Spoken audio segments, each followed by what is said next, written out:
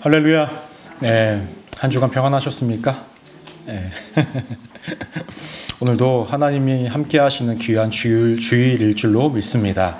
우리 좌우 앞뒤에 계신 분들과 이렇게 인사할까요? 오늘도 잘 오셨습니다. 네, 잘 오셨습니다. 또 이렇게 인사할까요? 예, 하나님이 우리와 함께 하십니다. 우리와 함께 하십니다. 네. 여기서 인사를 할 때 보면 성향이 나와요.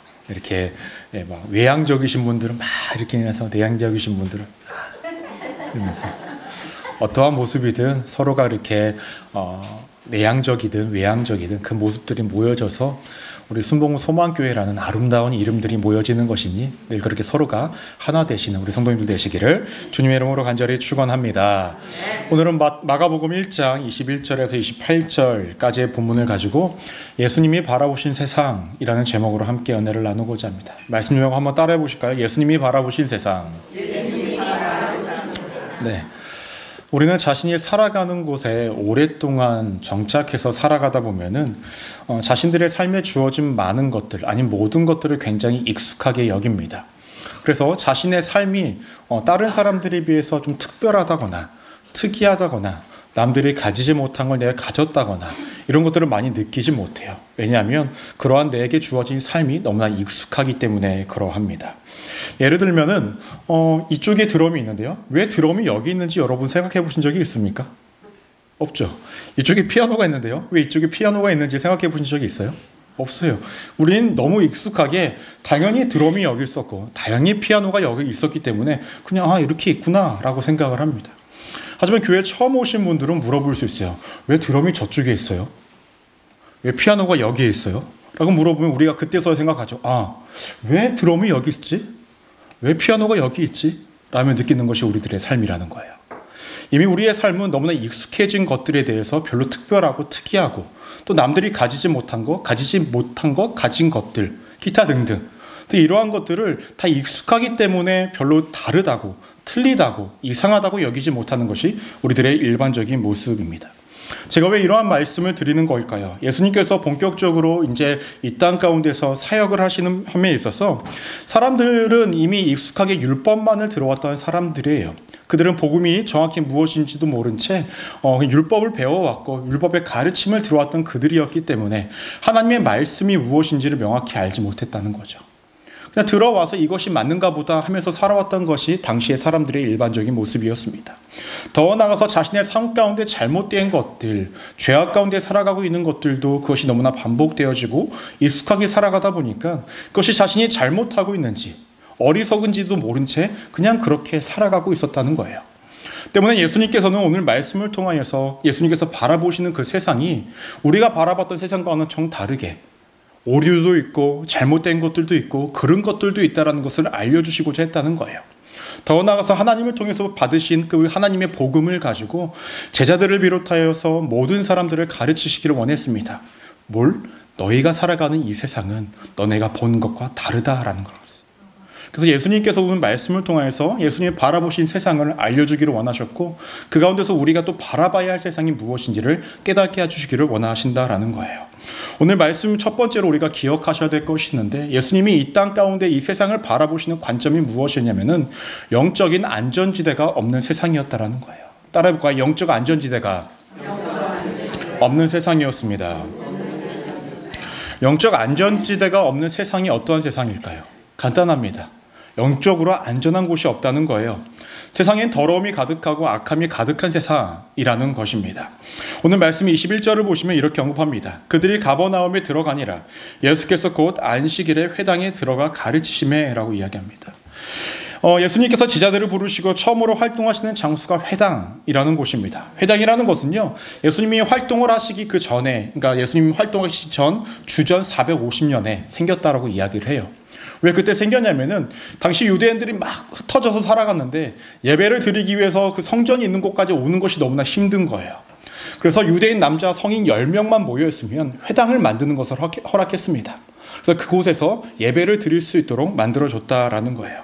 근데 이러한 회당이라는 것이 역할이 있었는데 우리가 생각했을 때는 단순히 예배만 드리는 곳이라고 생각을 할 수가 있지만 그렇지 않았습니다. 평일에는요, 아이들을 교육하는 장소였어요. 아이들에게 율법을 가르치기도 했고 당시 유대인들의 전통을 가르치기도 했습니다. 또 안식일이 되면은 그때 예배를 드리고 말씀을 강론하고 말씀을 배우는 것이 그들의 삶이었습니다. 근데 지금은 우리가 교회라고 하면은 교회마다 그 목사님들이 한 분씩은 꼭 계시지 않습니까? 대부분. 근데 당시에는 회당에서 그렇게 말씀을 강론하고 가르쳐 줄 사람이 다 있지는 않았다는 거예요. 그래서 이게 주변에 돌아다니면서 이렇게 말씀을 전하는 사람들이 있으면은 그 사람들이 그 회당에 와서 회당장의 허락하에 말씀을 가르치는 일들을 주로 했다는 것입니다. 예수님께서 회당에서 우리가 복음서를 보시면 자주 회당에서 이렇게 말씀을 가르치시는 부분들이 많이 나오지 않습니까? 그래서 예수님이 회당에서 가르치실 수가 있었다는 거예요. 왜냐하면 예수님 선생이셨기 때문에 말씀을 강론하시는 자였기 때문에 아무 회당에서나 회당장의 허락하에서 그렇게 말씀을 가르칠 수 있었습니다. 때마침 그때 어떠한 한 사건이 발생이 되어집니다. 23절 말씀을 보시면 마침 그들이 회당에 더러운 귀신 들린 사람이 있어 소리 질러 이르되 라고 이야기를 합니다. 말씀을 배우는 사람들이 있는 공간에 누가 있습니까? 귀신 들린 자가 있었다라는 거예요. 여러분, 과거에는 정신질환을 갖고 있는 것도 다 귀신 들렸다라고 얘기했었습니다. 그렇지 않습니까? 사실 그렇습니까? 그렇지 않아요. 정말로 정신질환이 있으신 분이 있고 정말로 또 귀신 들린 자가 있는 것이 있죠. 근데 현대의학이 발달하면서 이제는 완전히 반대가 되었습니다. 정신질환은 있지만 귀신 들린 자는 없다라고 이야기를 해요. 실제로 그럴까요? 그렇지 않습니다. 이 시대에도 정말로 귀신 들린 사람들이 있죠. 여러분들이 알지 못하지만 여전히 아직까지도 축기 사역을 하시는 분들이 여전히 있고요. 여전히 의학과 심리학으로 어떠한 치료로 통하여서 그 모든 문제를 해결하지 못하는 일들이 분명히 있다는 거예요. 그런데 중요한 것은 오늘 이 귀신 들린 자가 있는 장소가 어디냐라는 거예요. 회당입니다. 회당은 뭐하는 장소라고 말씀드렸죠? 말씀을 배우는 장소, 말씀을 알아가는 장소, 사람들이 공동체를 이루는 그 장소였다는 거예요. 말씀을 배우는 장소고 말씀을 알아가는 장소, 무엇보다 하나님과 밀접하게 가까이 있을 수 있는 그 장소에 누가 있습니까? 귀신 들린 자가 있습니다. 즉 사단의 세력이, 악한 영의 세력이, 더러운 세력이 여기 안에 있었다라는 거예요. 예수님은 이것을 보신 것입니다. 이 세상에는 하나님을 마주하는 그 공간이라고 여겨졌던 회당에도 귀신 들린 자가 있다고 하면 이 세상의 그 어떠한 곳에서도 영적인 안전지대는 없다라는 거예요. 여러분, 예수님께서 광야에서 40일 동안 그 시험을 당하고 계셨을 때 그 곁에 누가 있었습니까? 사탄이 있었죠. 예수님이 계신 곳에도 악한 영들이 분명히 존재하고 있었다라는 거예요. 예수님이 계신 곳에서도 이 악한 영들이 있는데 우리 곁에 없을까라는 거죠. 그렇지 않다는 것입니다. 때문에 마가복음 1장 32절 말씀을 보시면요, 그 뒤에 귀신 들린 사람들이 막 다가오기를 시작합니다. 사람들이 데리고 와요. 예수님께 고침받기 위해서. 또 34절을 보셔도 온 동네에 귀신을 내쫓는 사역들이 지속적으로 이루어지고 있었습니다. 즉 온 동네 여기저기 회당을 비롯해서 그 어느 곳에도 악한 영, 더러운 영들이 없는 곳이 없었다라는 거예요. 여러분 기억하실지 모르겠지만 침례 요한이 예수님께 침례를 준 이후에 예수님께서 선포하신 말씀이 있었습니다. 마가복음 1장 15절 말씀을 보시면 우리 함께 한번 읽어볼까요? 시작. 이르시되 때가 찼고 하나님의 나라가 가까이 왔으니 회개하고 복음을 믿으라 하시니라 라고 이야기를 합니다. 그래서 하나님의 나라라는 것은 하나님의 통치를 의미해요. 지금 이 땅 가운데서는 악한 영들, 더러운 영들, 사탄 마귀가 틈타고 있고 모두 다 지금 지배하는 것처럼 보이니 예수님께서 복음을 전파하심으로 인하여서 이 땅 가운데 하나님의 통치가 이루어지게 하게끔 하기 위해서 이 땅 가운데 오셨다라고 명확하게 이야기하고 있습니다. 즉 이 악하고 더러운 영향력에서 우리를 벗어나게 하기 위해서 십자가에 못 박히신 것이고 더 나아가서 우리를 위해서 복음을 전하시고 복음을 알게 하시기 위한 노력이 예수님을 통해서 나타났다라는 거예요. 때문에 예수님은 바삐 움직이실 수밖에 없어요. 그에게 주어진 시간은 이미 한정이 되어졌고 그리고 사람들에게 최대한 많은 사람들을 마주하면서 복음을 전하기 위해 애쓰셨던 것입니다. 여러분 여전히 마찬가지입니다. 우리가 살아가는 이 세상도 여전히 이 세상에서도 예전과 다르지 않게 악한 영들은 분명히 있고 더러운 영들은 분명히 있고 사탄 마귀가 틈타는 그런 상황 가운데 있다는 거예요. 여러분 우리 교회는 없을까요? 옆에 잘 보세요. 있나 없나 잘 보세요. 오늘 말씀에서와 같이 정말로 귀신 들린 것처럼 우리 눈에 가시적으로 보이는 상황들은 없을 수 있어요. 하지만 더러운 영 사탄의 그 영들은 우리에게 너무나 빈번하게 찾아온다라는 거예요. 여러분 차라리요 눈앞에 보이는 존재라고 하면은 우리가 차라리 피하거나 내쫓으면 돼요. 근데 보이지 않는 게 더 큰 문제라는 거예요. 여러분 명품을 좋아하시나요? 명품. 진짜 부자들은요 명품을 쓸 때요 그 로고가 안 보이는 명품을 쓴대요. 이렇게 드러나지 않는. 이거 분명히 굉장히 비싼 건데 어디 브랜드인지 모르는 거예요. 근데 진짜 부자들은 그런 걸 쓴다라는 거예요. 왜 그럴까요? 그게 더 가치 있다고 생각을 하는 거죠. 차별된다고 생각을 하는 거죠. 제가 왜 이런 말을 할까요? 눈에 보이는 사탄은요 우리가 이거 기도로 내쫓으면 되고 우리가 합력하여서 선을 이루면 돼요. 근데 눈에 보이지 않기 때문에 더 우리가 관찰하기가 힘들고 쫓아내기가 힘들다라는 것입니다. 진짜로 여러분 우리 눈에 보이는 사탄이라고 한다면 우리가 일반적으로 생각하는 것이 무엇입니까? 영화나 어떤 뭐 소설이나 이런 데서 나오는 것처럼 막 흰색 소복을 입고 막 하면서 돌아다니는 그런 것들을 일반적으로 생각하지 않습니까? 그런데요, 여러분 그렇게 다가오지 않기 때문에 우리가 관찰하기가 힘들고 발견하기가 어렵다라는 거예요. 근데 그렇게 우리 눈에 보이지 않는다 할지라도 우리 안에 또 우리가 살아가는 세상 속에 악한 영들이 없다고 살아간다면, 우리의 그렇게 영적인 느슨함을 가지고 살아간다면 그 악한 영, 더러운 영들은 우리를 해칠 수밖에 없고 우리를 힘들게 만들 수밖에 없다는 것입니다. 여러분 정말로 이 악한 영과 더러운 영과 사탄 마귀가 없다고 한다면 예수님께서 왜 십자가에 못 박히셨을까요? 굳이 왜 그렇게 고통스럽게 십자가에 못 박히시고 굳이 왜 다시 부활하심을 보여주고 계셨는가라는 거예요. 목적이 있고 이유가 있다라는 거죠. 이 땅 가운데 하나님의 통치를 이루기 위해서, 우리의 마음 안에, 우리 각각의 심령들 안에 하나님의 통치를 이루기 위해서, 그 악한 영들로부터 우리를 보호하시기 위한 그 복음을 알려주시기 위해서 그렇게 애쓰신 것 아니겠습니까? 여러분 그 누구도 예외가 없고 그 누구도 벗어날 수가 없어요. 남자라고 여자라고 아닙니다. 저라고 아닙니다. 내가 집사라고 권사라고 안수집사라고 장로라고 아니요. 그 누구도 이 악한 영으로부터 벗어날 수 있는 존재는 없다는 거예요. 때는 우리 속에 항상 기억하셔야 될 것은 영적인 안전지대는 없다라는 것을 반드시 기억하시면서 우리는 늘 하나님 붙잡고 은혜 가운데 거해야 한다라는 것을 알려주시고자 하는 것이 오늘 첫 번째 메시지라는 것입니다. 그러면 예수님께서 보신 두 번째 세상은 어떠한 세상이었을까라는 거예요. 따라해 보실까요? 악한 영의 영향을 받는지도 모르는 세상이었습니다. 무엇이냐면 사람들이 악한 영의 영향을 받는데도 그것을 모르는 사람들이 태반이었다라는 거예요. 아까 제가 설교 초반에 말씀드렸죠. 여기에 드럼이 왜 있고 피아노가 왜 있는지 우리는 알지도 못한 채 그대로 살아가는 것처럼 우리 삶에, 우리의 주변에 악한 영들이 있고 그것에 영향을 받으면서 살아가면서도 우리는 그것을 발견하지 못하는 가운데 있다는 거예요. 여러분 오늘 우리가 이 자리에 만약에 이쪽 앞에 귀신 들린 자가 있어요. 여러분 저기 앉으시겠어요? 난 그 옆에 앉겠다. 귀신 들린 자가 여기 앞에 있어요. 근데 그 옆에 앉아서 손도 잡아주고 안아주고 허그도 해주고 막 다 해주실 수 있으시겠어요? 여기만 쓱 비어서 저쪽에 이렇게 앉으실걸요 아마 대부분.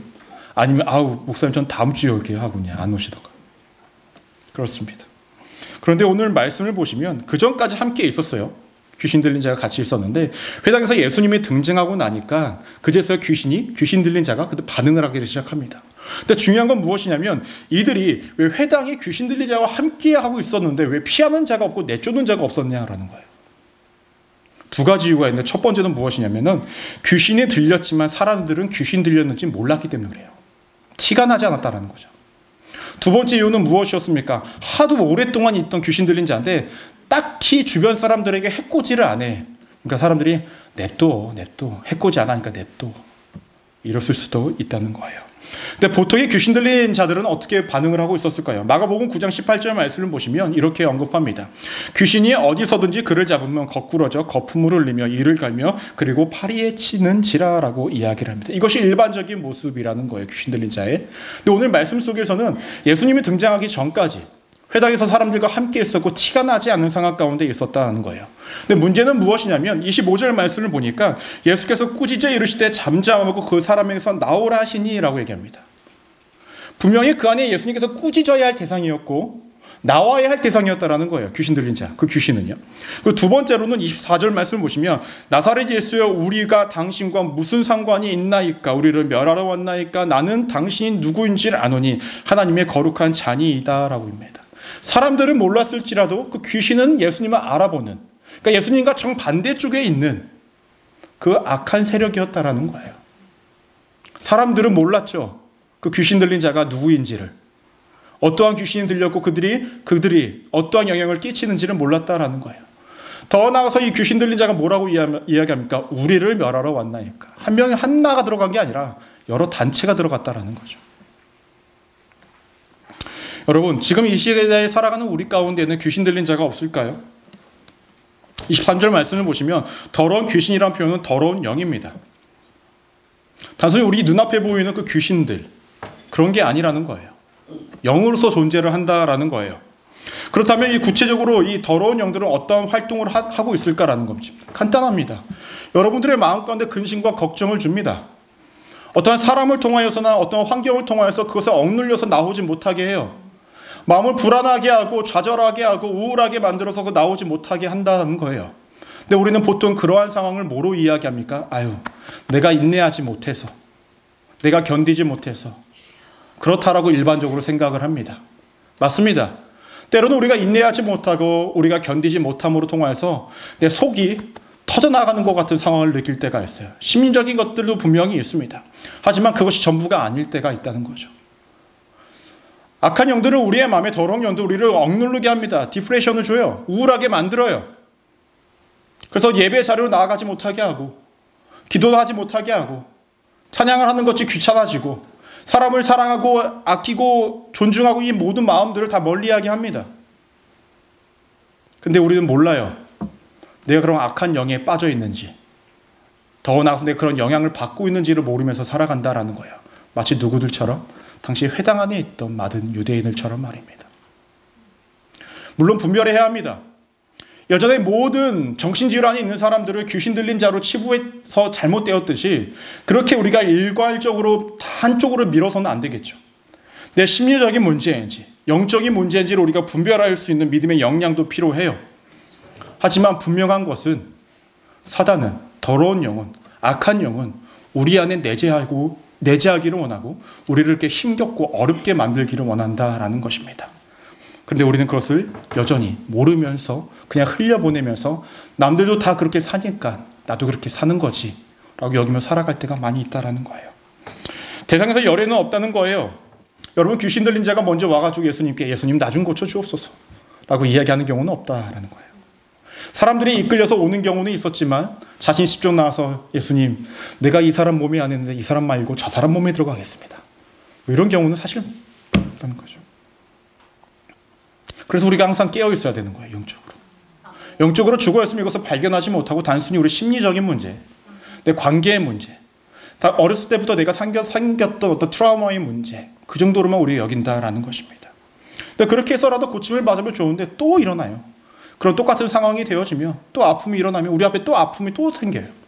해결되어지지 않는다라는 것입니다. 우리가 신앙생활을 하면서 하나님의 통치 아래 있기 위해서는 우리가 반드시 두 가지를 기억해야 합니다. 첫 번째는 무엇이냐면은 우리 역시 그 누구도 이 악한 영으로부터 열애되지 않는다라는 것을 우리가 명확히 기억해야 된다라는 거예요. 두 번째로 우리가 기억하셔야 될 것은 무엇이냐면은 누구의 말과 어떤 스스로의 판단으로 이 영적 상태를 판결하지 말고 말씀에 비춰서 판단할 수 있어야 된다라는 거예요. 이것이 너무나 중요합니다. 우리가 오류에 빠지지 않기 위해서 말씀밖에 없습니다. 기준이. 말씀에 비추어서 나아가야 하고 말씀을 통해서 우리가 바로 깨달을 수 있도록 기도도 해야 되겠죠. 이 두 가지가 없다고 한다면 우리는 언젠가 나도 모르는 사이에 나도 원하지 않았지만 그러한 악한 영에 빠질 수밖에 없다는 것입니다.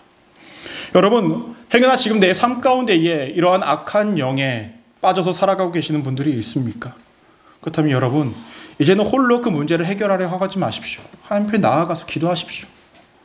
오랜 세월 동안 갖고 있던 나의 아픔과 슬픔과 아픔, 그리고 교만한 마음들, 여러 가지 기타 성경에서 하나님이 원하시지 않는 그 모든 마음들과 그런 것들을 품고 있다고 한다면, 그것이 제법 오랫동안 지속되었다고 한다면 여러분, 더 이상 심리적인 문제로 하기는 좀 어렵지 않겠습니까? 예수님께서 이러한 것들을 보여주신 이유는 간단하죠. 너희가 그 안에 빠져서 허우적거리지 말고 나와라. 나와라는 것입니다. 하나님의 은혜 아니면 우리는 이거 벗어날 수가 없습니다. 내 힘으로 할 수가 없다라는 거예요. 여러분, 정신과 치료를 받았던 사람들, 상담 치료를 받는 사람들이 자주 반복적으로 간다고 얘기하죠. 더 나아가서 상담 치료는 기본 10번이라고 이야기합니다. 기본 10번. 그 상담의 기본적인 그 방법이 뭔지 아십니까? 70%는 들어주는 거예요. 소개하기 있는 거 다 시원하게 하라는 거예요. 마음 풀고 가라는 거죠. 한마디로.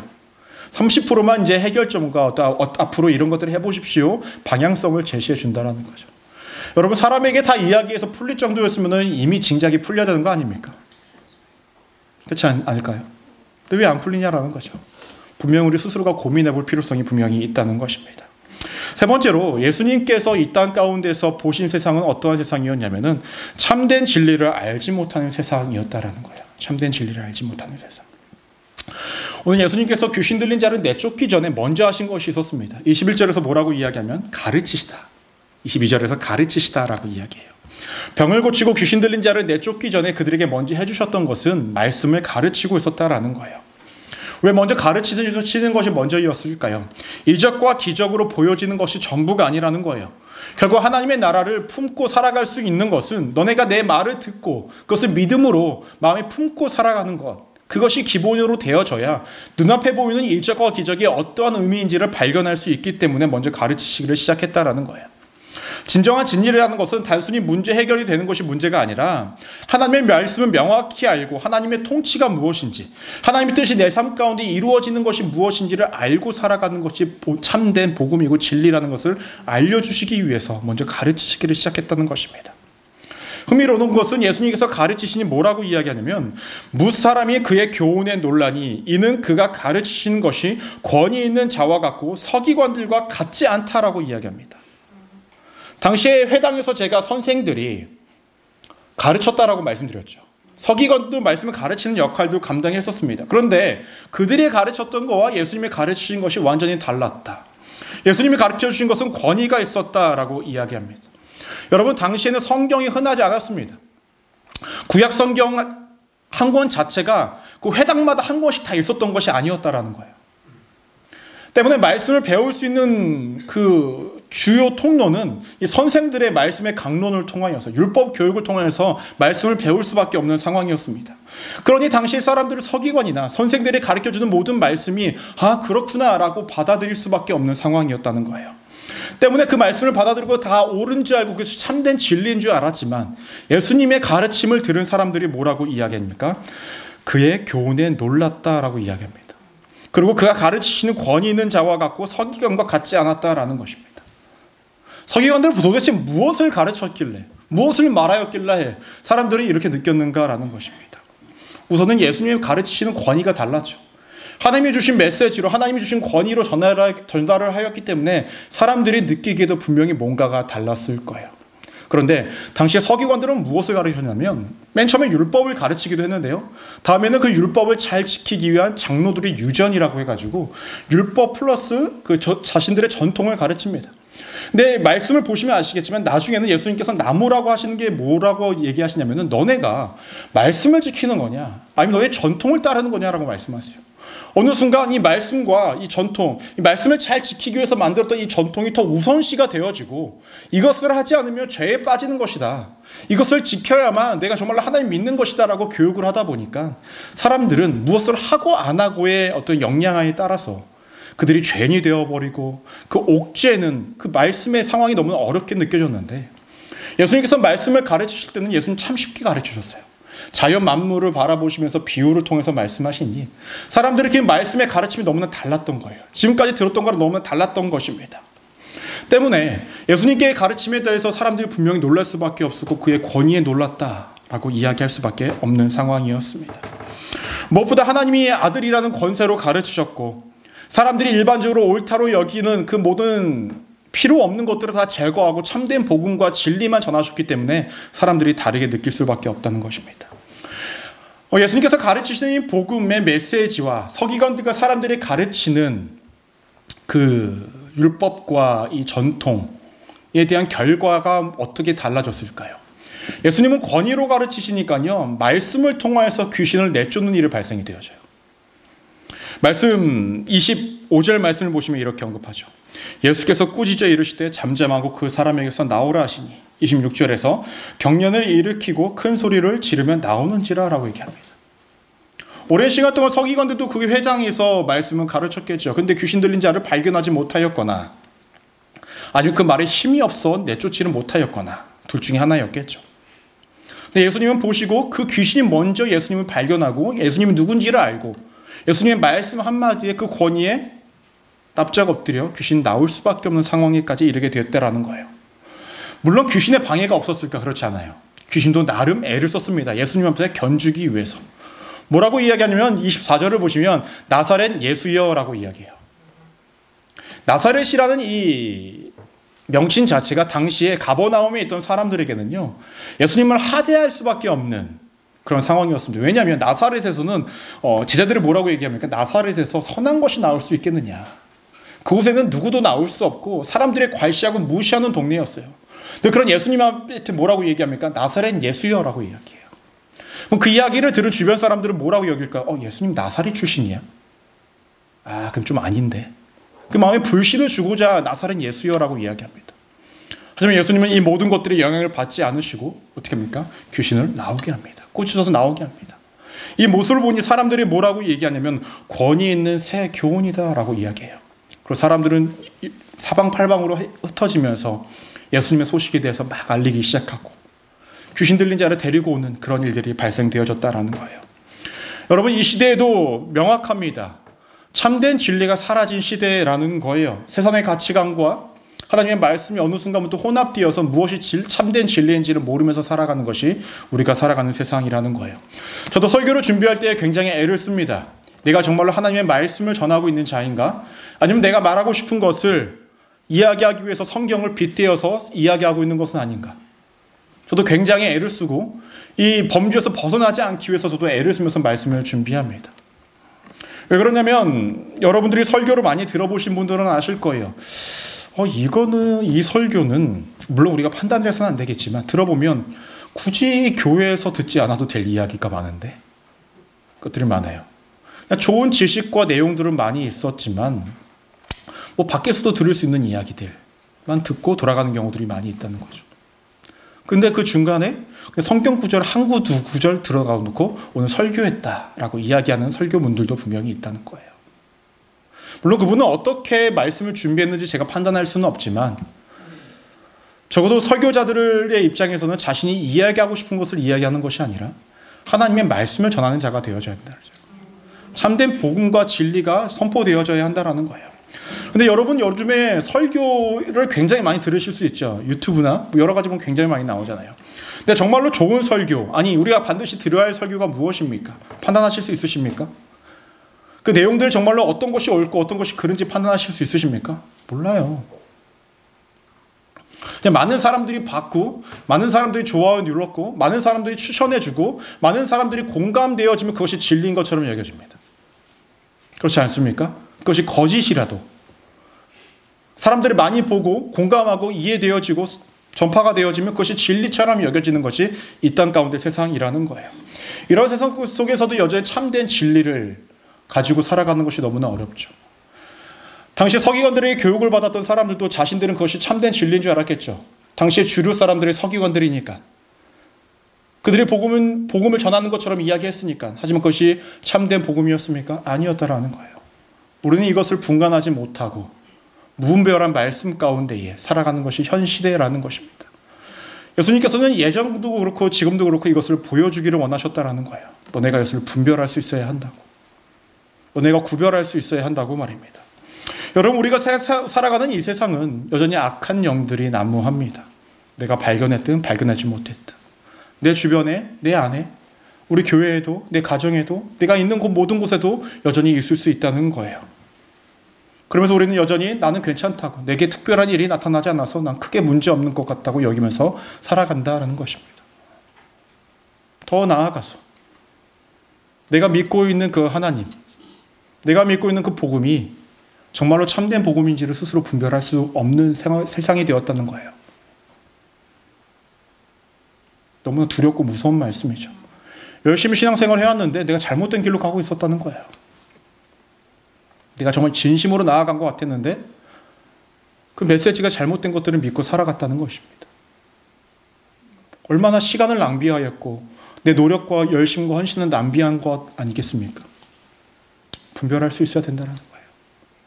예수님이 바라보신 세상, 이 명확히 세계를 알려주신 것은 이 땅 가운데서도 너네가 살아가는 모든 세상 속에 이러한 일들은 반드시 있을 건데 너네가 분별할 수 있어야 됨을 알려주시고자 했다는 것입니다. 여러분, 우리 그 분별할 줄 있어야 돼요. 항상 말씀을 우리 가까이 두고 기도를 하고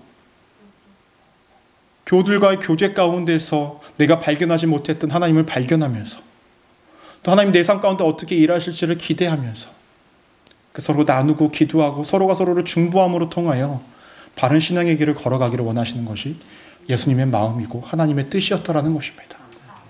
현재 여러분들은 무엇을 믿고 살아가고 계십니까? 얼마나 내 신앙을 자신만만하면서 살아가고 계시냐라는 거예요. 예외 없습니다. 그러니 늘 신앙 안에서 겸손함으로 주의 은혜만 구하십시오. 말씀을 읽고 묵상하십시오. 기도하십시오. 힘들고 어려울 때 서로에게 중보자가 되어 주십시오. 그것이 우리 스스로를 지키는 방법이고 우리 교회를 지키는 방법이고 세상 속에서 내 가정을 지키는 방법이고 그것이 우리 각자를 위한 가장 기본이 되는 것이니 늘 그렇게 믿음 안에서 하나님 보호하심 속에서 살아가시는 우리 믿음의 성도님들 되시기를 주님의 이름으로 간절히 축원합니다. 기도하시겠습니다.